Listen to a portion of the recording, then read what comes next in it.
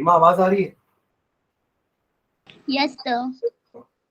तो last point हमने देखा था वो था कि NF3 का डाइपोल मोमेंट NH3 से कम था। उसका कारण इसका स्ट्रक्चर था, है ना। हमेशा dipole moment point towards more negative charge, right. तो ये आपके तीनों हाइड्रोजन थे और खुद नाइट्रोजन का एक इलेक्ट्रॉन पेयर था।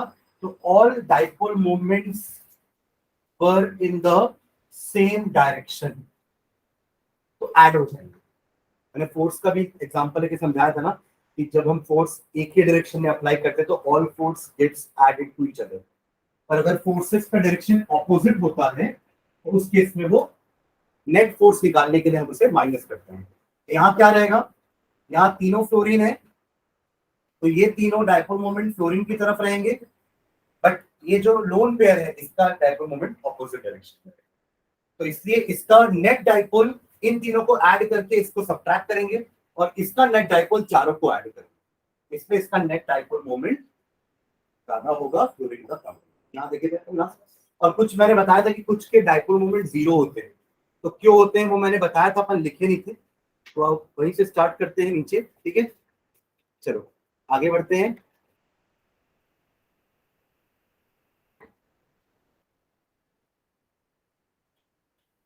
एप्लीकेशंस ऑफ डाइपोल मोमेंट, सब हेडिंग डालना, डाइपोल मोमेंट के अंदर ही है ये।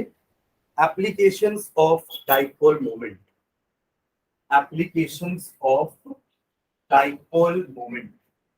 हम डाइपोल मोमेंट से क्या क्या चीजें प्रेडिक्ट कर सकते हैं, एप्लीकेशन पार्ट, ठीक है। एप्लीकेशन पार्ट ज्यादा जरूरी होता है किसी भी चीज का, ठीक है। फर्स्ट पॉइंट लिखना, it helps in predicting the geometry of the molecule. It helps in predicting the geometry of the molecule. It helps in predicting the geometry of the molecule. It helps in predicting the geometry of the molecule. देखो carbon dioxide की geometry linear ही है, ऐसा हम और भी prove कर सकते हैं ये बता के कि उसका डाइपोल मोमेंट 0 होगा। अगर उसकी ज्योमेट्री लीनियर ना हो के मान लो कुछ ऐसी होती, थोड़ी बेंड होती लाइक दिस, तब उस केस में तो डाइपोल मोमेंट 0 नहीं होता ना। इस केस में डाइपोल मोमेंट 0 क्यों हो रहा है, क्योंकि एकदम ऑपोजिट है ना दोनों एक दूसरे के वेक्टर्स, तो cancel, they will cancel each other, इसलिए नेट डाइपोल मोमेंट क्या हो रहा है इसका 0।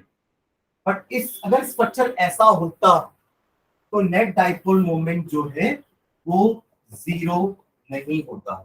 Am I clear? पर क्योंकि 0 है इसलिए इसकी ज्योमेट्री ये ना होती क्या हो जाएगी, लीनियर होनी चाहिए, तभी the both dipole moment will cancel out each other. समझ रहे हैं, वेक्टर्स दोनों का मैग्नीट्यूड सेम है और अगर वो अपोजिट डायरेक्शन में होंगे तभी वो एक दूसरे को कैंसल आउट करेंगे, अगर वो एक ही डायरेक्शन में तो they will add each other, ठीक है। सेकंड पॉइंट लिखना, ये समझ गया first point, okay. Second point, it helps in determining the polarity. It helps in determining the polarity. It helps in determining the polarity. जिसका dipole moment ज्यादा होगा वो ज्यादा पोलर होगा, मतलब उसमें चार्जेस का वैल्यू ज्यादा होगा। समझते हैं क्या बोल रहा हूँ मैं, क्योंकि डाइपोल मोमेंट का मतलब क्या होता है, it is the multiplication of charge into distance. तो जिसका डाइपोल मोमेंट ज्यादा उनका चार्ज का वैल्यू ज्यादा, यानी कि पोलैरिटी ज्यादा, ठीक है। थर्ड पॉइंट लिखना, third point, non polar molecules has 0 dipole moment. Non polar molecule has, non polar molecule has 0 dipole moment, has 0 dipole moment। Example के लिखना, एक BF3, एक CCl4, एक कार्बन डाइऑक्साइड एक्सेट्रा। ये आपके कुछ एग्जांपल्स हैं जिनका डाइपोल मोमेंट 0 होता है। BF3, CCl4, CO2 एक्सेट्रा, ठीक है। इसके लिए नीचे इसका स्ट्रक्चर बना लेंगे अपन। एक स्ट्रक्चर ये बना लेना, चलो मैं नेक्स्ट पेज में बना लेता हूँ दोनों का स्ट्रक्चर। एक BF3 का बना रहा हूँ मैं, बॉन्ड अलग रहेगी, ठीक है ना, बॉन्ड रहेगी तीनों जगह, और एरो तो उनकी पोलैरिटी शो कर रहे हैं, ठीक है, arrow head point towards negative charge and arrow का tail point towards positive charge, ठीक है, ओके। और कार्बन डाइऑक्साइड का ही बना लेना, ब्रोकन एरो, ठीक है,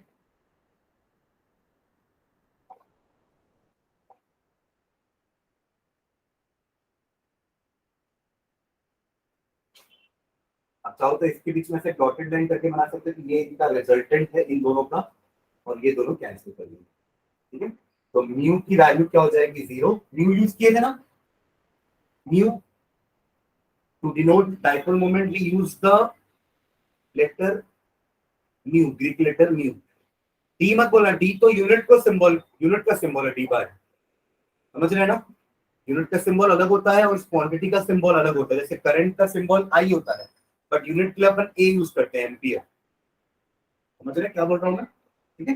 dipole moment is represented by mu, its unit is represented by D, ठीक है।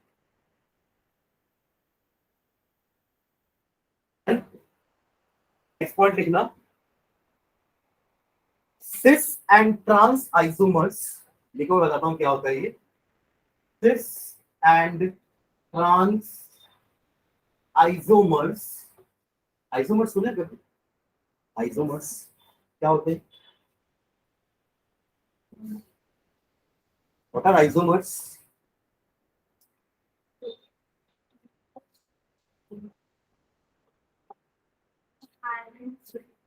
देखो दोनों का मॉलिक्यूलर फॉर्मूला देखना, ठीक है, CH3, ये CH2, ये CH2, ये CH3, क्यों कहीं में 2 लगाया हूं कहीं में 3 लगाया हूं, समझ में आ रहा है, हर कार्बन 4 बॉन्ड बनाएगा, टर्मिनल्स वाले 3 हाइड्रोजन से कनेक्टेड है क्योंकि वो एक ही कार्बन से कनेक्टेड है, बट बीच वाले 2 कार्बन से कनेक्टेड है इसलिए उनके पास 2 हाइड्रोजन ही है, क्लियर है स्ट्रक्चर, वैसे इनका बना दूं, अब इसमें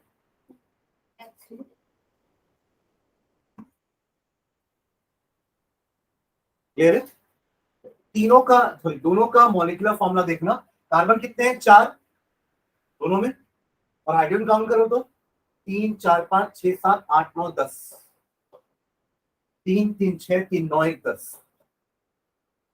दोनों का मॉलिक्यूलर फॉर्मूला सेम है बट स्ट्रक्चर्स अलग अलग है, these are known as isomers, the phenomena is known as isomerism, clear है।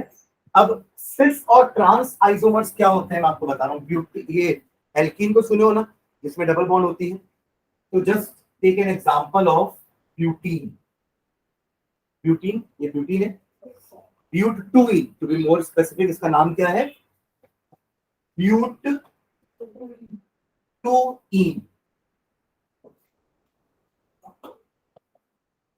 क्यों ब्यूट-2-इन बोल रहा हूं, 4 कार्बन के कारण ब्यूट वर्ड आता है, पढ़ेंगे इसको डिटेल में जब अपन ऑर्गेनिक चालू करेंगे, ठीक है, 4 कार्बन के कारण ब्यूट वर्ड आता है, फर्स्ट सेकंड कार्बन में डबल बॉन्ड है इसलिए 2, और डबल बॉन्ड के कारण सफिक्स आता है इन, सिंगल बॉन्ड के लिए सफिक्स आता है इन, डबल के लिए इन, ट्रिपल के लिए लगा रहा है, ठीक है। अब देखो इसको मैं 2 तरीके से लिख सकता हूँ, ब्यूट-2-इन को मैं 2 तरीके से लिख सकता हूँ, ध्यान देना मैं दोनों का आइसोमर बना रहा हूँ, ठीक है,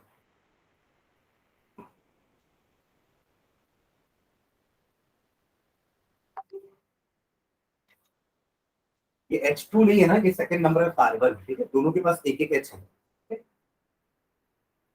आप लोग मुझे डिफरेंस बताना दोनों स्ट्रक्चर में डिफरेंस क्या है, ठीक है, हाँ डिफरेंस दिख रहा है क्या, position of hydrogen and methyl group, ये जो CH3 लगा है ना, ये दोनों इस स्ट्रक्चर में दोनों ग्रुप एक साइड में सेम, दोनों CH3 इस साइड है और दोनों H इधर है, बट यहाँ पे दोनों ऑपोजिट है, डायगोनली अपोजिट है, एक CH3 इधर है तो ना वो इधर है ना वो इधर है, अगर इधर होता तो भी तो एक साइड कहलाता ना, समझ रहे मैं क्या बोल रहा हूँ, एकदम डायगोनली अपोजिट है, और ये हाइड्रोजन के ये वाला हाइड्रोजन डायगोनली अपोजिट है, एम आई क्लियर, तो इस टाइप दोनों आइसोमर हो जाएंगे ना, मॉलिक्यूलर फॉर्मूला सेम है बट स्ट्रक्चर अलग अलग है ना, इनका स्पेशियल अरेंजमेंट अलग है, स्पेशियल मतलब वो स्पेशल नहीं, स्पेशियल बोल रहा हूँ, स्पेशल मतलब arrangement in the space. Spatial, SPATIAL. Their spatial arrangements are different. समझ रहे हैं? तो ये आइसोमर्स है, क्लियर है?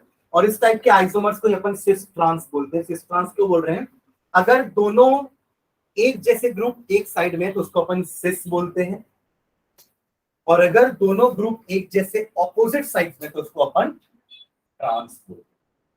समझ रहे हैं? This is cis butane, this is trans butane. नाम चेंज हो गया? नाम चेंज होता है ना, अपन पीछे भी जो बनाए इन दोनों के नाम अलग अलग होंगे। मैं नाम नहीं जा रहा हूं, मॉलिक्यूलर फॉर्मूले सेम है, स्ट्रक्चर अलग तो नाम अलग, है ना? वैसे यहाँ पे भी हुआ है, मॉलिक्यूलर फॉर्मूले सेम है बट स्ट्रक्चर अलग है तो नाम अलग हो जाएगा। ये सिस और ये ट्रांस, क्लियर है? अब देखो यहाँ पे जब आप डाइपोल मोमेंट बनाओगे तो यहाँ पे दोनों डाइपोल मोमेंट एक तरफ पॉइंट करेंगे, बट यहाँ पे CH3 और ये वाला CH3 दोनों ऑपोजिट डायरेक्शन में है। समझ में आ रहा है? तो हमें पता चलेगा कि किसका डाइपोल मोमेंट ज्यादा है, किसका डाइपोल मोमेंट कम है। सिस वाले का ज्यादा होगा, ट्रांस वाले का कम होगा। ठीक है, चलो लिखो इसका। तो cis and trans isomers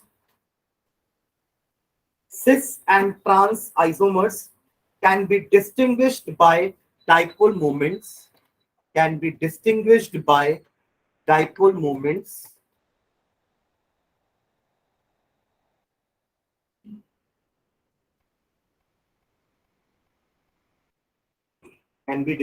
by dipole moments usually cis isomers have higher dipole moment. Usually cis isomers have higher dipole moment. Usually cis isomer have higher dipole moment than trans, and hence higher polarity, and hence higher polarity, and hence higher polarity. ठीक है, example के लिए मैं एक और लिख के रहा हूं यहाँ पे, उसको आप लोग नोट कर लेना। ठीक है, इसमें आपको इलेक्ट्रोनेगेटिविटी का डिफरेंस भी दिखेगा, तो लिखना। एक क्लोरीन एक साइड, हाइड्रोजन्स भी एक साइड। ठीक है, सिस क्या है ये? सिस। और इस केस में मैं क्लोरीन को दोनों को अलग अलग साइड रख रहा हूं और हाइड्रोजन्स को भी अलग अलग साइड। ठीक है, अब ध्यान देना इधर, इनका डाइपोल मोमेंट ऐसा शो करेंगे, आया ना? और इनका ये ज्यादा अपोजिट है ना? किसका डाइपोल मोमेंट ज्यादा आएगा? इस वाले, यहां तक कम है। समझ रहे हैं ना? ड्रॉ कर लो उसको। वैल्यू भी अगर लिखना ना तो इसका म्यू होता है 1.90 डी और इसका होता है 0.001 डी। ठीक है, डाइपोल मोमेंट कम तो पोलैरिटी भी कम। This is cis, this is trans.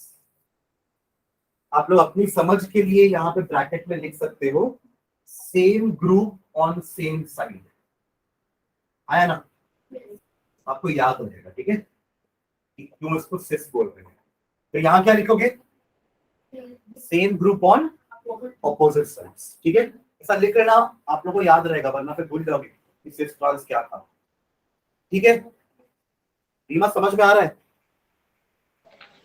Yes sir.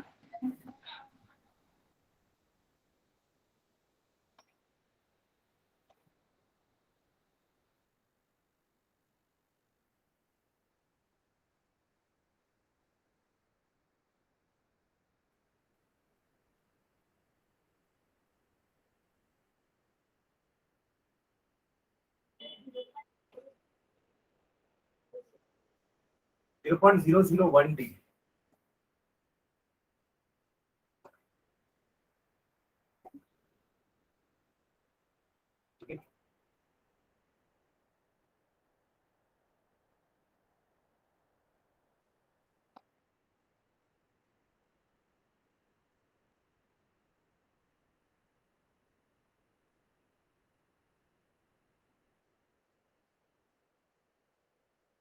समझ में आ रहा है?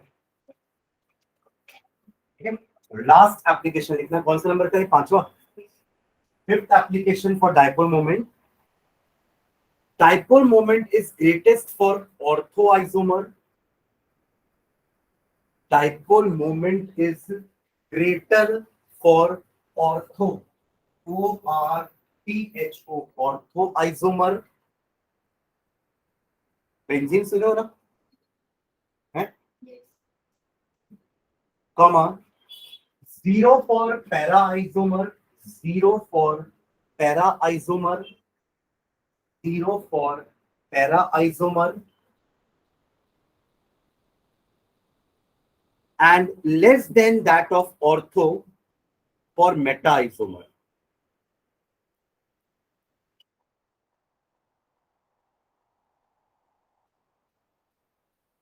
Less than that of ortho in meta-isomer.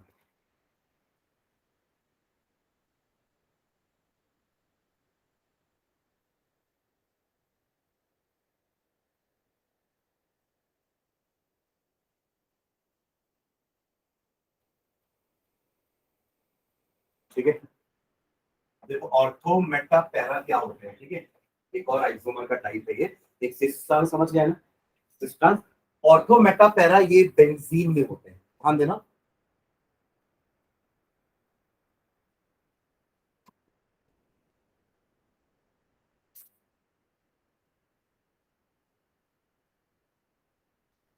आप मॉलिक्यूलर फॉर्मूले चेक करना कि तीनों के बराबर है कि नहीं, बाकी फिर मैं समझाऊंगा।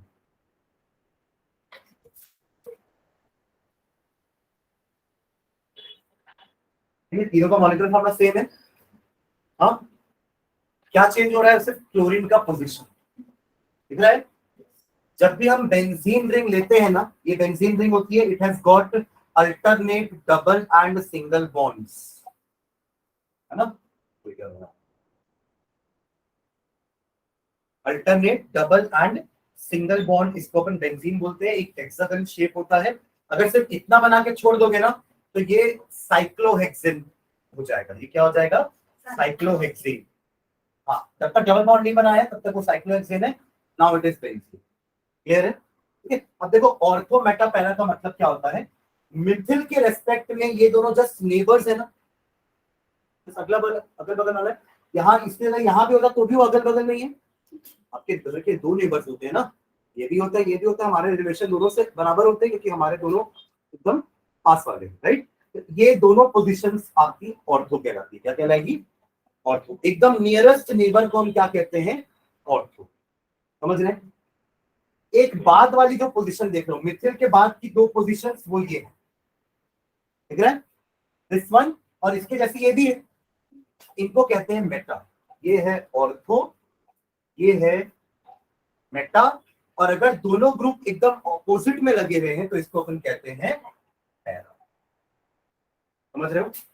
ऑर्थो नेबर्स वाली, मेटा एक छोड़ के जो पोजीशन बच गई है, ये दोनों मेटा, ये मेटा होंगी, ये मेटा पोजीशन है, ये ऑर्थो है, ये ऑर्थो है, और पैरा एक ही हो, पैरा पोजीशन एक ही। विद रेस्पेक्ट टू मिथिल, ये जो लगा हुआ है ना, इसको क्या बोलते हैं अपन, मिथिल ग्रुप। मिथिल ग्रुप के हिसाब से these are two ortho positions, these are two meta positions and this is para position। समझ में आ रहा है? ठीक है, अब इनमें डाइपोल मोमेंट का क्या प्रॉब्लम होगा, देखो यहाँ पे इन दोनों ये जो डाइपोल बनेंगे, ठीक है, इन दोनों का एंगल कुछ कम होगा, यहाँ पे वो एंगल थोड़ा बढ़ जाएगा और यहाँ तो 180 डिग्री है। ये डाइपोल ऊपर और ये डाइपोल नीचे, कैंसल आउट ईच अदर, इसलिए देखो जीरो लिखे हैं पैरा के लिए। पढ़ो एक बार, ऑर्थो में डाइपोल मोमेंट सबसे ज्यादा होगा, पैरा में जीरो होता है, और मेटा का डाइपोल मोमेंट ऑर्थो से कम होता है। समझ रहे हैं? तो ऑर्थो का सबसे ज्यादा रहेगा, देन मेटा, और पैरा सबसे लास्ट। क्लियर है क्या? ठीक है, तो बस ये लिख लो, पोजीशंस बस लिख लो कि इसको ऑर्थो बोलते हैं, ये मेटा होता है, ये पैरा होता है। ये हम जब चैप्टर नंबर हाइड्रोकार्बन पढ़ेंगे, चैप्टर हाइड्रोकार्बन नाम है इसका, तब इसको डिटेल में देखेंगे। ठीक है,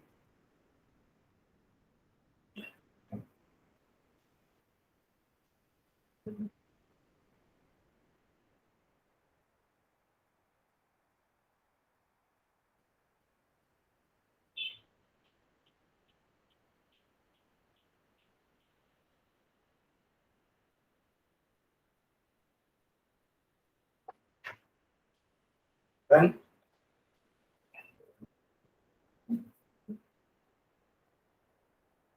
इसको शॉर्ट फॉर्म में ओ बोलते हैं ऑर्थो के लिए, O dash P dash M dash, ortho meta para.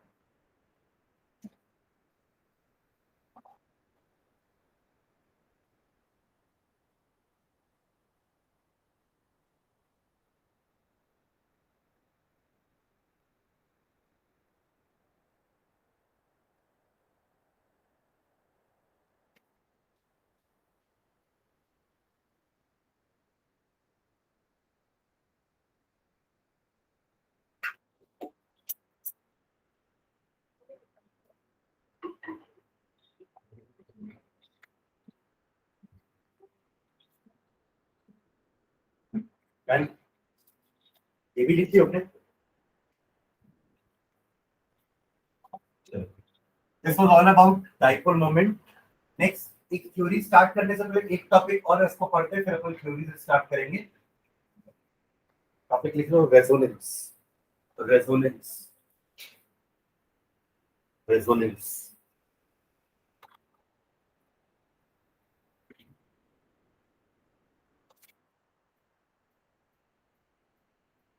ठीक है, हमने लेवाइस स्ट्रक्चर्स पढ़े हैं ना। आप लोगों को ध्यान होगा लेवाइस स्ट्रक्चर अगर कार्बोनेट का मैं बनाऊं या ओजोन का बनाऊं तो हम कार्बोनेट का लेवाइस स्ट्रक्चर कुछ ऐसा बनाते थे।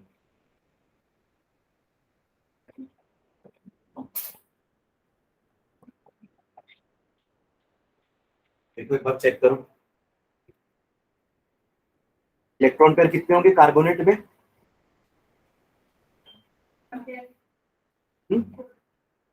4 इसके और 18 इसके, 22 और 2 नेगेटिव के ऐड करते हैं ना, 24, 12 पेयर। 12 पेयर है इसके आजू बाजू देख लो, 1 2 3 4 5 6 7 8 9 10 11 12। और इंटेलिजेंटली बैठाए ना, सबका ऑक्टेट कंप्लीट हो रहा है, राइट है ना। बट ये डबल बॉन्ड इसी ऑक्सीजन के साथ रहे ऐसा जरूरी नहीं है ना। ये डबल बॉन्ड हम इस ऑक्सीजन के साथ भी बना सकते हैं, या ये डबल बॉन्ड हम इस ऑक्सीजन के साथ भी बना सकते हैं, राइट। तो हम इसको दो और तरीके से बना सकते हैं। एक तरीका ये, और दूसरा तरीका जहां सिंगल बॉन्ड है वहां 3 लोन पेयर लगाना, जहां डबल बॉन्ड है वहां पे 2 लोन पेयर। है ना क्लियर?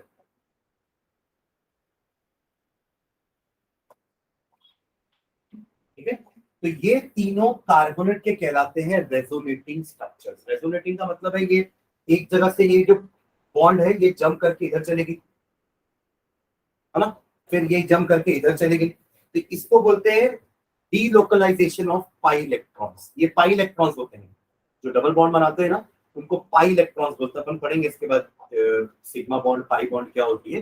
बट ये इलेक्ट्रॉन्स जो हैं ये आपके रिंग में ट्रैवल कर सकते हैं, रिंग में या फिर आपके स्ट्रक्चर में ऐसे ट्रैवल कर सकते हैं। आप बोल सकते हो एक तरह की ये बहुरूपी है, मतलब कार्बोनेट कभी इस फॉर्म में रह सकता है, कभी इस फॉर्म में भी दिख जाएगा कार्बोनेट, कभी इस फॉर्म में भी दिख जाएगा। तो इसके पास बहुत सारे चेहरे हैं ना, तो ये बहुत स्टेबल होता है। अगर किसी के पास कोई एक ही चेहरा है तो वो तो पहचान में आ जाएगा ना। समझ रहे हो मैं क्या बोल रहा हूँ? आप इसको पहचान नहीं पाओगे, अच्छा ये भी कार्बोनेट है, ये भी कार्बोनेट है, ये भी कार्बोनेट है। इसके पास अलग अलग चेहरे हैं जिससे वो अपना आइडेंटिटी बता सकता है। ठीक है, इसलिए जितने ज्यादा रेजोनेटिंग स्ट्रक्चर्स होते हैं ना किसी के भी, उतना ज्यादा वो कंपाउंड स्टेबल होता है। वो एग्जिस्ट कर सकता है, वो इस फॉर्म में भी एग्जिस्ट कर सकता है, इसमें भी एग्जिस्ट कर सकता है। आप बोलोगे अगर ऐसा नहीं चाहिए तो वो ऐसे भी एग्जिस्ट कर सकता है, फ्लेक्सिबल है। समझ रहे हैं? इसलिए जितने ज्यादा रेजोनेटिंग स्ट्रक्चर्स होते हैं ना, आपका कंपाउंड उतना ज्यादा स्टेबल होता है। ठीक है, और इन रेजोनेटिंग स्ट्रक्चर्स को हम आपस में ऐसे डबल हेडेड एरो से शो करते हैं। ये और ये रेजोनेटिंग स्ट्रक्चर्स हैं, ये और ये भी रेजोनेटिंग स्ट्रक्चर है। पर ये ऐसा आया क्यों?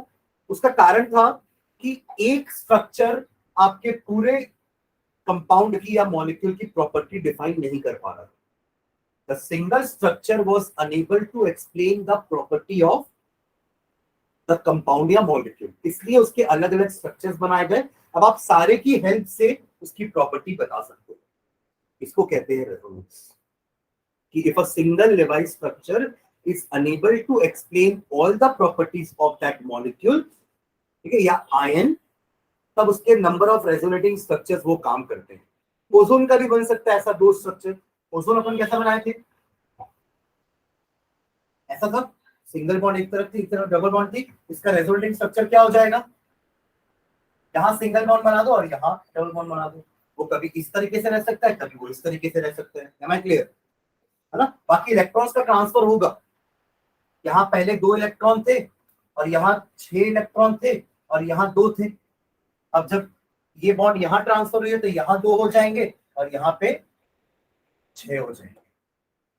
समझ में आ रही बात, ठीक है, ओके। हाँ एक ही, हाँ उसको एक ही कंसिडर करते हैं, ठीक है, ओके। इसमें लिखना नीचे रेजोनेंस का एक डेफिनेशन लिखते हैं और एक प्रॉपर्टी का भी मैं एग्जांपल बताता हूँ आप लोग क्या होता है। हमने उस दिन डबल बॉन्ड और सिंगल बॉन्ड की सबकी लेंथ लिखी थी ना, याद है, एक टेबल बनाए थे अपन, कार्बन कार्बन सिंगल बॉन्ड की लेंथ लिखे थे जो कि ज्यादा थी, फिर कार्बन कार्बन डबल बॉन्ड की लेंथ उससे थोड़ी कम थी और कार्बन कार्बन ट्रिपल बॉन्ड की लेंथ उससे थोड़ी और कम थी, ऐसा किए थे। तो बॉन्ड लेंथ जीरो। अब आप बताओ ये दोनों ऑक्सीजन और ये दोनों ऑक्सीजन के बीच का बॉन्ड लेंथ सेम तो नहीं होगा ना, है ना। बट प्रॉपर्टीज से पता चला कि ये दोनों का बॉन्ड लेंथ सेम होता है। क्यों, क्योंकि दोनों का ही डबल बॉन्ड कैरेक्टर है ना। इस टाइप के कैरेक्टर को पार्शियल डबल बॉन्ड बोलते हैं। पार्शियल क्यों बोल रहा हूं मैं, क्योंकि ये बॉन्ड हर वक्त डबल बॉन्ड नहीं है। कुछ स्ट्रक्चर में ये बॉन्ड सिंगल भी दिखेगी और कुछ स्ट्रक्चर में ये बॉन्ड हमें डबल भी दिखेगी, समझ रहे हैं। तो एक्चुअली में ऑक्सीजन ऑक्सीजन का सिंगल बॉन्ड का जो लेंथ होता है ना, वो आना चाहिए 148 पिकोमीटर और डबल बॉन्ड का लेंथ आना चाहिए 121 पिकोमीटर। एक्चुअल में जो नॉर्मल ऑक्सीजन ऑक्सीजन का सिंगल बॉन्ड का लेंथ होता है वो 148 पिकोमीटर होता है और ऑक्सीजन ऑक्सीजन डबल बॉन्ड का जो लेंथ होता है वो 121 पिकोमीटर होता है। बट एक्सरे स्टडी जब ओजोन की गई थी तो पता चला कि इनका साइज 128 पिकोमीटर है दोनों साइड का। मतलब ना वो डबल बॉन्ड है एग्जैक्ट, ना वो एग्जैक्ट सिंगल बॉन्ड है, it lies between the two. ये हम तभी जस्टिफाई कर पाएंगे जब रेजोनेंस बताएंगे। अब हम रेजोनेंस से ये बताना चाह रहे हैं कि वो सिंगल बॉन्ड हमेशा सिंगल बॉन्ड नहीं है, वो कभी कभार डबल बॉन्ड भी है, इसलिए उसका लेंथ 148 नहीं होगा, उससे कम होगा, ठीक है। फिर जो डबल बॉन्ड है वो हमेशा डबल बॉन्ड नहीं है, वो कभी कभार सिंगल बॉन्ड भी है, तो उसका लेंथ हमेशा 121 नहीं होगा, उससे थोड़ा सा ज्यादा होगा। एवरेज बोल सकते हो आप, समझ रहे हैं। एग्जैक्ट एवरेज भी नहीं है, वरना बोलोगे सर 121 और 148 का एग्जैक्ट एवरेज 128 नहीं होता है, हम मैथ्स वाला एवरेज नहीं निकाल रहे, ठीक है। But it lies between 121 and 148। जो डबल बॉन्ड हम सोच रहे थे कि वही डबल बॉन्ड है, वो नहीं है ऐसा। वो डबल बॉन्ड कभी कभार सिंगल भी होगी तो उसका लेंथ 121 से ज्यादा भी हो सकता है, और जो सिंगल बॉन्ड हम सोच रहे थे वो कभी कभार डबल बॉन्ड भी हो सकती है, इसलिए उसका लेंथ 148 से कम होगा। तो इट लाइज बिटवीन 121 एंड 148। तो ये एक ऐसी प्रॉपर्टी थी जो आप एक स्ट्रक्चर से नहीं समझा सकते, समझ रहे। जो मैंने आपको रेजोनेंस का कंसेप्ट बताया कि रेजोनेंस क्यों आया पिक्चर में, क्योंकि आप एक स्ट्रक्चर से उसकी प्रॉपर्टी डिफाइन नहीं कर सकते। अगर आप सोचते कि यही एक लॉ का स्ट्रक्चर है तो उस केस में ये 121 और ये 148 ही आना चाहिए था, बट एक्सरे स्टडी से दोनों का लेंथ 128 आ रहा था एक्सपेरिमेंटली, समझ रहे हैं। Chemistry is all about experiment ना। हम केमिस्ट्री के रिजल्ट एक्सपेरिमेंट के बेसिस में ही शो करते हैं। आप थ्योरी से रिजल्ट नहीं बना सकते until and unless आप एक्सपेरिमेंट करो, because there are lot of exceptions in chemistry, ठीक है। आप सोचो कि डबल बॉन्ड का लेंथ इतना होता है तो उस हिसाब से ओ और ओ के बीच का डबल बॉन्ड का लेंथ इतना होगा, तो नहीं। अब उस ओजोन में अंदर रेजोनेंस हो रहा होगा, इसलिए उनका बॉन्ड लेंथ 128 फिक्स रहता है। मैं क्लियर। तो इनको कहते हैं रेजोनेटिंग स्ट्रक्चर्स, या एक और इनका नाम होता है, इनको हम कैनोनिकल स्ट्रक्चर्स भी बोल सकते हैं। कैनोनिकल स्ट्रक्चर्स या रेजोनेटिंग स्ट्रक्चर्स। अब इन तीनों का एक मिक्स स्ट्रक्चर बनता है, जिसको अपन कहते हैं हाइब्रिड। हाइब्रिड समझते हो, मिक्सिंग। दो चीजों को मिक्स कर दोगे तो जो रिजल्टेंट चीज बनेगी वो दोनों की हाइब्रिड होगी, राइट। तो अगर मैं तीनों को मिक्स करूं, मिक्स इन द सेंस ऐसे प्रॉपर फिजिकल मिक्सिंग नहीं कर रहे हैं, मैं एक स्ट्रक्चर बनाना चाह रहा हूं जिसमें मैं तीनों को डिफाइन कर सकूं, तीनों स्ट्रक्चर उसमें दिखा सकूं। ऐसा कब होगा, देखो कार्बोनेट का एक अपन ऐसा बनाए, दूसरा हमने ऐसा बनाया और तीसरा हमने ऐसा बनाया, right. All these three are resonating structures, यहां तक समझ में आया। अब इनका रेजोनेंस हाइब्रिड बनाने के लिए अपन ऐसा 3 लाइन बनाते हैं, इक्विवेलेंट बोल सकते हो इसको, और यहाँ अब बनेगा इन तीनों का एक मिक्सचर वाला स्ट्रक्चर। फिर मैं बता रहा हूँ, मैं इन तीनों को मिक्स नहीं कर रहे, तो ऑलरेडी मिक्स है। आप एक कार्बोनेट को दूसरे कार्बोनेट के साथ मिक्स होना कर दो तो पहले से मिक्स रहेगा। अगर आपके पास सोडियम कार्बोनेट सॉल्यूशन है तो there are lots and lots of carbonate inside there, right. अब उसका एक ही कार्बोनेट अलग अलग स्ट्रक्चर्स में रह सकता है, रेजोनेंस करता रहेगा, ठीक है। तो इसका एक रेजोनेंस हाइब्रिड का स्ट्रक्चर कैसा होगा, कार्बन के साथ ऑक्सीजन तीनों जगह आप सिंगल बॉन्ड बनाओगे, ये तो पहला काम होगा। अब डबल बॉन्ड तीनों में कोई भी अचीव कर सकता है ना, तो हम डबल बॉन्ड को शो करने के लिए तीनों जगह पे हम डॉटेड लाइन से शो करेंगे। This dotted line shows that कि वो डबल बॉन्ड कहीं भी रह सकती है, बट कहीं पे भी एक जगह पे रहेगी, तीनों जगह पे एक साथ नहीं रहेगी। तो ये उसका कहलाएगा रेजोनेंस हाइब्रिड। तो ऐसे ही ओजोन का भी रेजोनेंस हाइब्रिड बन जाएगा। ये ओजोन के दो रेजोनेटिंग स्ट्रक्चर्स क्लियर है, और इनका रेजोनेंस हाइब्रिड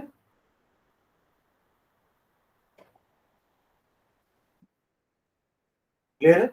आप ऐसे स्ट्रक्चर बनाओगे तो आप यहां लिख दोगे 148 picometer, 121 picometer, 121 picometer, 148 picometer, but actually में ये नहीं है।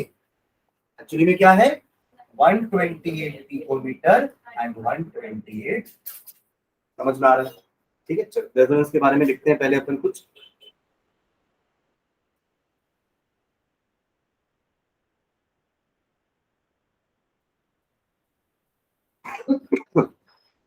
नीचे हाइफन डाल के, it is often observed that it is often observed that it is often observed that a single Lewis structure या इलेक्ट्रॉन डॉट स्ट्रक्चर बोल सकते हैं ना, लेवाइस नाम अपन पढ़े हैं ना पहले, लेवाइस डॉट स्ट्रक्चर बोलते हैं। It is often observe that a single Levi's structure is इनएडिक्वेट, is इनएडिक्वेट। इनएडिक्वेट का मतलब क्या होता है, what do you mean इनएडिक्वेट?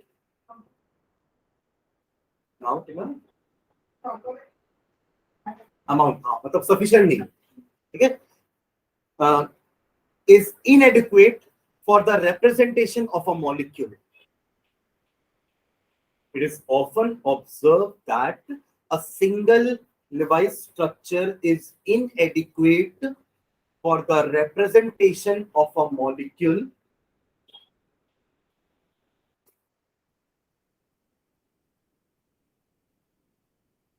in conformity with its experimentally, in conformity, CONFORMITY, confirm करने के लिए हम जो थ्योरेटिकली सोच रहे हैं क्या वो एक्सपेरिमेंट से मैच कर रहा है, इन conformity in with its experimentally determined parameters.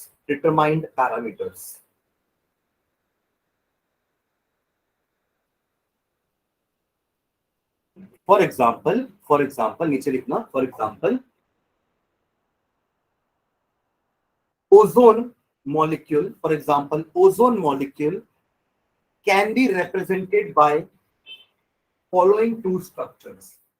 Ozone molecules can be represented by following two structures. यहाँ ये बनाया है, इसमें बेंजीन नहीं है, डबल बॉन्ड सही है। और किसी ने डबल बॉन्ड नहीं बनाई है, वो पैरा आइसो मेटा शो कर दी तो डबल बॉन्ड बनाओ ना, वरना वो साइक्लोहेक्सेन होगा, बोला ना।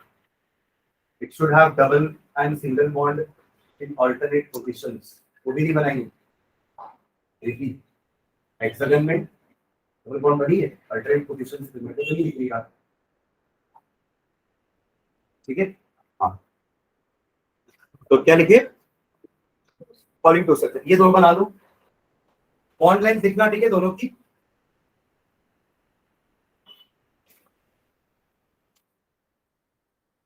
एक साथ ही बनाना, आजू बाजू में बनाना, और बीच में डबल साइडेड एरो लगा देना दोनों के। ये डबल साइडेड एरो हमें बताते हैं कि those two are resonating structures.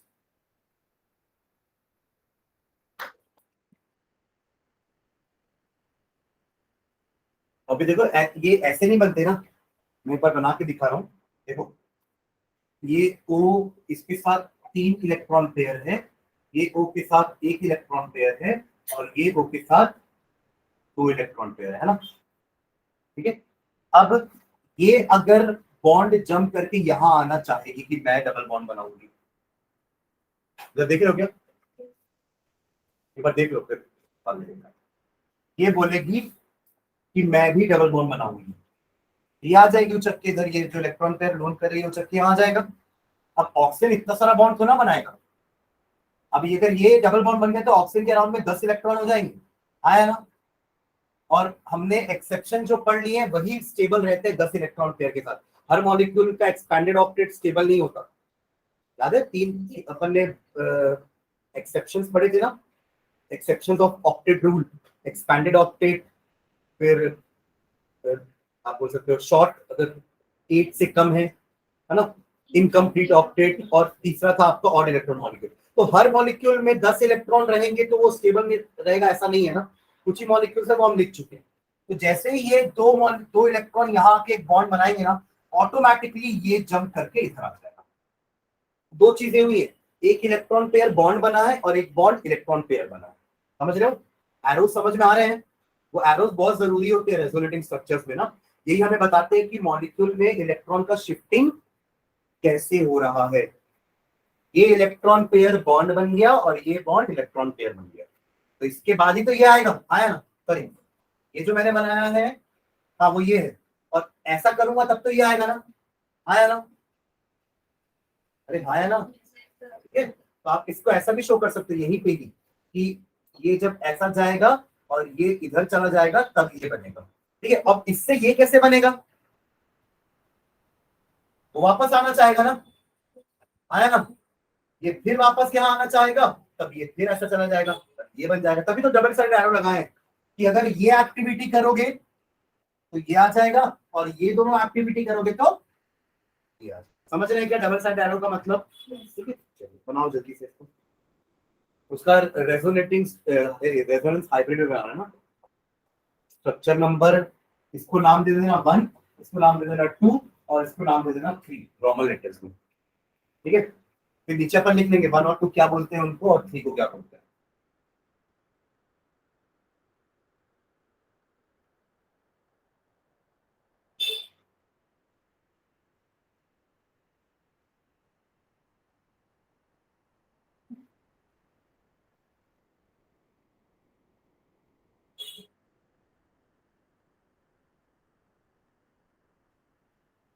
ठीक है, done.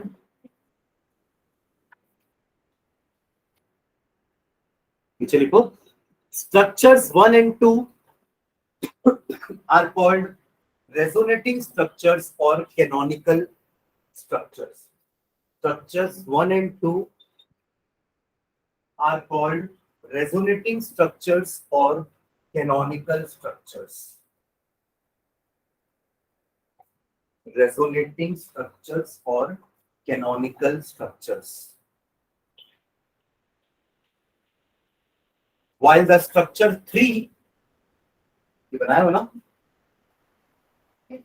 while the structure 3 represents resonance hybrid of 1 and 2. या 1 and 2 का मतलब रोमन दे रहा ना, जो भी आपने नंबर दिए वही दे रहा ना, ये 1 and 2 वहां भी 1 and 2 दिए हो ना, कि वहां रोमन दिए हो। समझ रहे हो क्या बोल रहा हूँ, अगर ये यूज किए हो तो यही लिखना, अगर 1 2 3 दिए हो तो 1 2 3 लिखना। ठीक है, चलो structure 3 represents resonance hybrid of 1 and 2। ठीक है, तो ये इसको लिखवाऊं कि समझ जाओगे 121 148 वाला। इन स्ट्रक्चर्स में हमें लग रहा है कि सिंगल बॉन्ड का लेंथ 148 होना चाहिए, डबल का 121 होना चाहिए, बट एक्सपेरिमेंटली पता चला कि इनका बॉन्ड लेंथ 128 होता है। तो वो ये तीनों मिलके ही बता पाएंगे ये प्रॉपर्टी ऐसा क्यों हो रहा है। अकेले एक स्ट्रक्चर नहीं बता पाएगा कि ये 128 क्यों आ रहा है, ये 128 क्यों आ रहा है, अनटिल एंड अनलेस आप इसका दूसरा स्ट्रक्चर देखो कि अच्छा ये सिंगल डबल भी हो रही है और ये डबल सिंगल भी हो रही है, तभी आप बता पाओगे कि दोनों का एवरेज या उसके बीच का कोई वैल्यू उसका बॉन्ड लेंथ होता है। समझ आ रहा है? तो इसको शॉर्ट में लिख लेते हैं, लिखो नीचे, in both the structures, in both the structure we have O bond O and O double bond O, ऐसा लिखना ना, O bond O and O double bond O, ठीक है। नेक्स्ट लाइन में the normal bond length, the normal bond length, the normal bond length of O bond O is 148 picometer and of O double bond O is 121 picometer। ये normal bond है, ठीक है, जब तक वो ओजोन नहीं बना रहे थे तब तक, ठीक है। 148 picometer सिंगल बॉन्ड का and that of O double bond O is 121 picometer, full stop। experimentally determined experimentally determined experimentally determined experimentally determined oxygen oxygen bond length, single double मत लिखना, ठीक है, सिर्फ oxygen oxygen bond length, oxygen oxygen bond length in O3, O3 बोले तो ozone, in O3 are same, are same, are same, that is 128 picometer, are same, that is 128 picometer, which is intermediate between 121 and 148।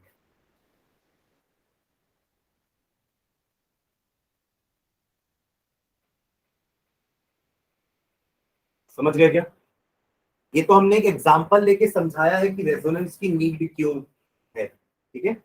हम resonating structures नहीं जानते होते तो हम इसका reason नहीं दे पाते कि इसका बॉन्ड लेंथ दोनों के इंटरमीडिएट क्यों है, ठीक है, because of partial double bond character of both the bonds, ठीक है। तो नेक्स्ट एक पैराग्राफ बनाना, according to the concept of resonance, ये तो एग्जांपल को समझा दिया अपन, अब रेजोनेंस को डिफाइन करते हैं। According to the concept of resonance,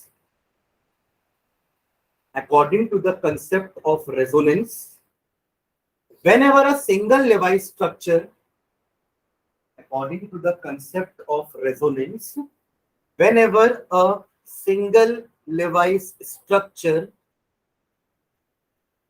cannot describe a molecule accurately, whenever a single Levy structure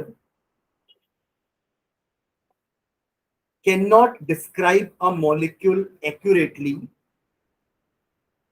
cannot describe a molecule accurately, a number of structures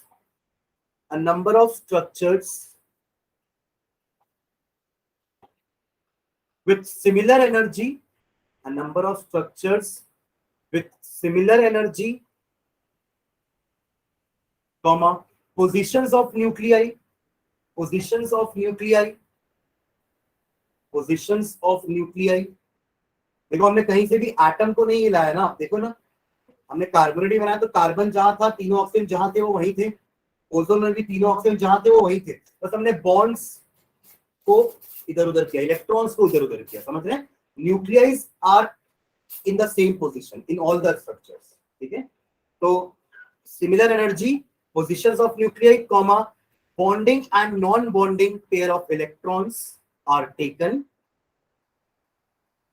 bonding and non-bonding pairs of electrons are taken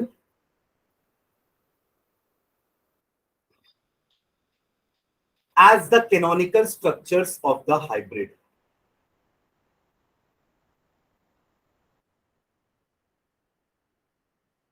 bonding and non-bonding, हम उसी को बस manipulate कर रहे हैं ना, हम क्या क्या चेंज कर रहे हैं, इनका बॉन्डिंग पेयर्स चेंज हो सॉरी, इनका बॉन्डिंग पेयर्स चेंज हो रहा है, इनका नॉन बॉन्डिंग पेयर चेंज हो रहा है, ठीक है। Bonding and non bonding pairs of electrons are taken as the canonical structures of the hybrid,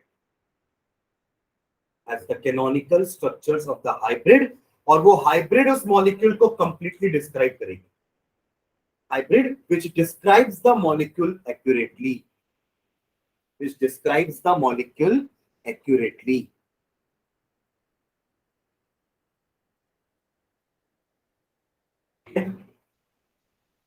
इतना और लिखना, the different resonating structures are separated by double side arrows. The different resonating structures are separated by double headed arrows. The different resonating structures are separated by double headed arrows.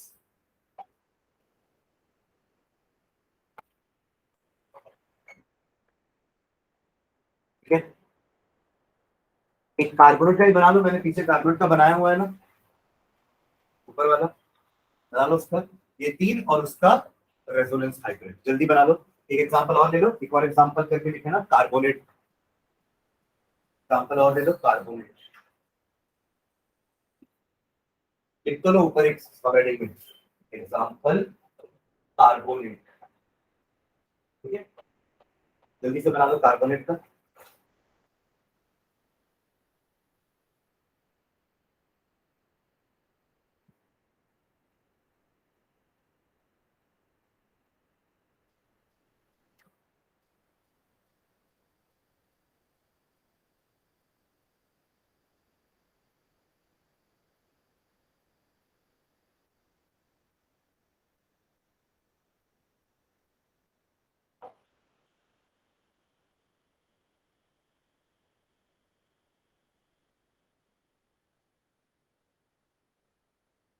Benzene में भी तो अपने ये काम कर सकते हैं ना, बेंजीन में ये बन जाएगा तो मुझे बताना कार्बोनेट। ठीक है, जल्दी।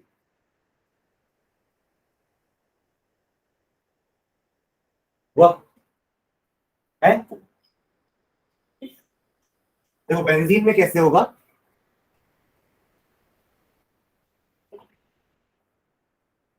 ये स्ट्रक्चर है ना, अल्टरनेट डबल बॉन्ड्स है।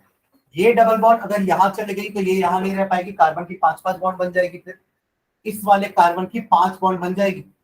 अगर ये भी यहाँ आ गई तो ऑटोमेटिकली ये बॉन्ड यहाँ आ जाएगी, और ये अगर यहाँ गई तो इसकी पांच बन जाएगी, तो ये भी यहाँ चल जाएगी।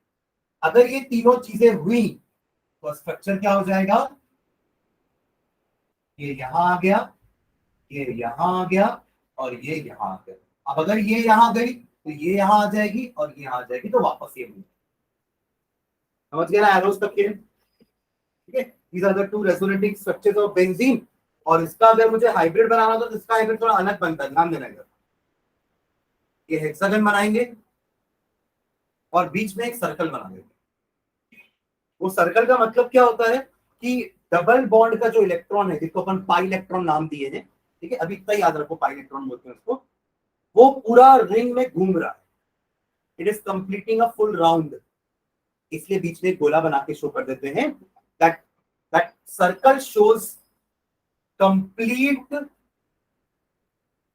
डीलोकलाइजेशन। डीलोकलाइजेशन मतलब अपने जगह से हटना, delocalization of pi electrons. This circle shows complete delocalization of pi electrons। वो इलेक्ट्रॉन पूरे रिंग में घूम रहा है। अगर वो पूरा नहीं घूमता ना तो हो सकता है अपन ये पूरा सर्कल ना बना के सिर्फ इतना ही लिख के छोड़ देते, अगर वो ऊपर नहीं जा रहा होता तो। और वो तो पूरी जगह जा रहा है। अब देखो डबल बॉन्ड हर जगह बन रही है ना, ऐसा एक भी दो कार्बन, मतलब ऐसा एक भी जगह नहीं है जहाँ पे दो कार्बन के बीच में डबल बॉन्ड नहीं बन रही। अगर ऐसा होता तो फिर हम उस जगह को छोड़ देते। तो कई कंपाउंड्स को अपन ऐसे भी शो करते हैं, इस टाइप का बीच में यू बना, कि वो डबल बॉन्ड कहाँ पे जा रही है। समझ रहे हो? कई बार आप देखोगे कि बेंजीन कुछ कुछ बुक्स में ऐसा भी लिखा है, तो ये भी सही है। आपको तीन बॉन्ड नहीं बनाने तो आप बीच में गोला बना दो, तो वो भी बेंजीन कहलाएगा। क्लियर है? ये बना लो बेंजीन का फॉर एग्जाम्पल। इसके बाद कार्बन डाइऑक्साइड का बनाते हैं, carbon dioxide, CO2, carbon dioxide.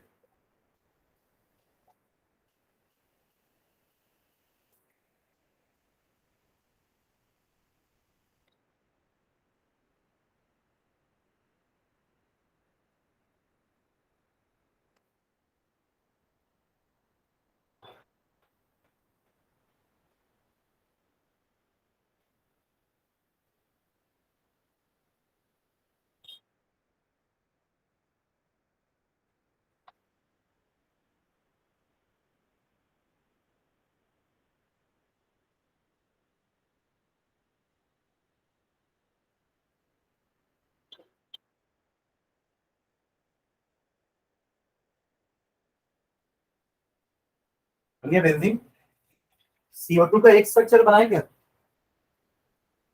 Device structure यही होता है ना? इधर दो पेयर, इधर, राइट। अब अगर मान लो, अब यहाँ तो दोनों जगह पहले से डबल बॉन्ड है, तो अब यहाँ कैसे बनेगा? ट्रिपल भी तो हो सकती है ना बॉन्ड, नहीं हो सकती। अगर ये इलेक्ट्रॉन पेयर जंप करके ऐसा चला जाए तो एक दोनों के ट्रिपल बॉन्ड हो जाएगी, तो ये कार्बन यहाँ से एक बॉन्ड छोड़ेगा। चार से ज्यादा बॉन्ड नहीं बनाया कार्बन, ये हमेशा याद रखना। अगर ये यहाँ चला गया तो ऑटोमेटिकली ये चला जाएगा ऐसा इलेक्ट्रॉन पेयर। साले को ना उधर बना देता हूँ, ठीक है? समझ रहे हो? ये यहाँ चला गया तो इसका स्ट्रक्चर कैसा बन जाएगा, ध्यान देना। अब इनके बीच में आ जाएगी ट्रिपल बॉन्ड, आया ना? और इस ऑप्शन के पास पेयर एक ही बचेगा, आया ना?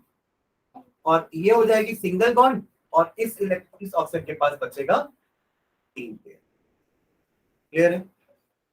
अब ये अगर इधर आया तो ये वापस चला जाएगा इधर, तो ये वापस वापस मिल जाएगा, ठीक है? कार्बन डाइऑक्साइड बना दो। ये आपके बुक में सॉल्ट एग्जांपल पे कार्बन डाइऑक्साइड का बना हुआ है, ठीक है? अगर एनसीईआरटी रखे तो एक बार देख लो।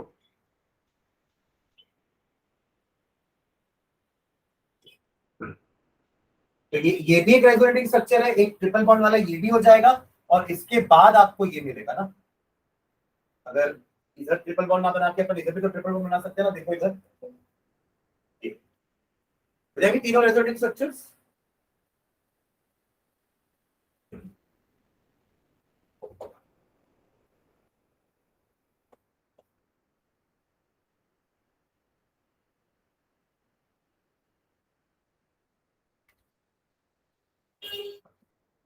बस इतना ध्यान रखना, जैसे इस स्ट्रक्चर में तो ऑक्सीजन के पास जो उसके पेयर थे वही है ना, बट यहाँ पे उसने इस एक पेयर इसको लिया है ना, तो यहाँ पे नेगेटिव साइन आ जाएगी, यहाँ पे पॉजिटिव साइन आ जाएगी, ठीक है?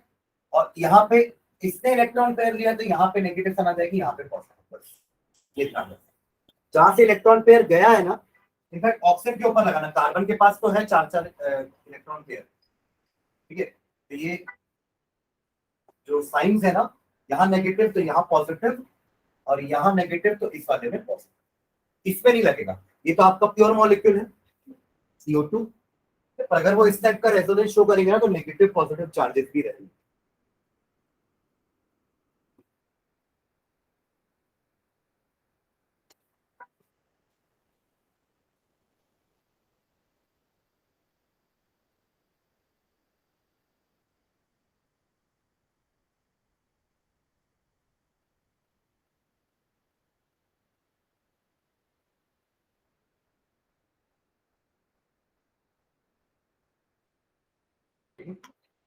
नोट करके पॉइंट लिखना रेजोनेंस के बारे में, इसको एंड करते हैं रेजोनेंस को लिखना। फर्स्ट पॉइंट नोट करके, resonance stabilises the molecule, resonance stabilises the molecule,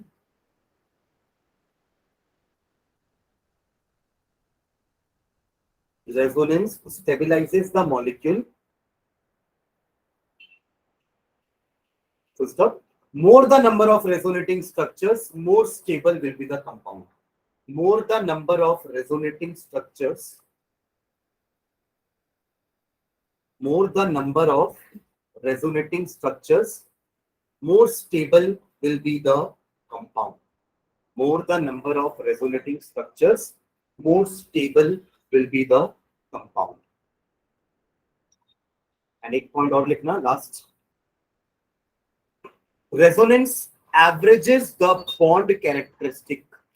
Resonance averages the bond characteristics. Resonance averages the bond characteristic.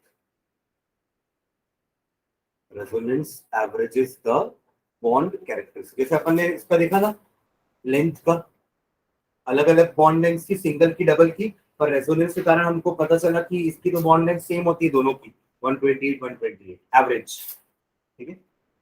चलो नेक्स्ट में डाल दो वेस्पर थ्योरी। अगला वेस्पर थ्योरी, इसके ब्रैकेट में इसका फुल फॉर्म लिखना, the valence shell electron pair repulsion theory, VSEPR theory, valence shell electron pair repulsion theory. Valence shell के ही इलेक्ट्रॉन पेयर बॉन्डिंग में पार्ट लेते हैं, इसलिए बैलेंस शेल इलेक्ट्रॉन पेयर, और उनके बीच में रिपल्शन होता है, इसलिए इस थ्योरी का नाम वेस्पर्ग थ्योरी है। क्लियर है? ठीक है, इसको अपन नेक्स्ट क्लास में स्टार्ट करते हैं थ्योरी को। अब 3 थ्योरी पढ़ना अपन को एक के बाद एक, वेस्पर्ग थ्योरी, वीडीटी एंड एमओटी। तो मैं तीनों को 3 क्लास में कंप्लीट करवाऊंगा ना, तो चैप्टर 4 क्लास में हो जाएगा कंप्लीट, एक क्लास अपन क्वेश्चन आंसर डिस्कस करेंगे। ठीक है, चलो। सबके हाफ ईयरली हो गए ना? है कब होगा?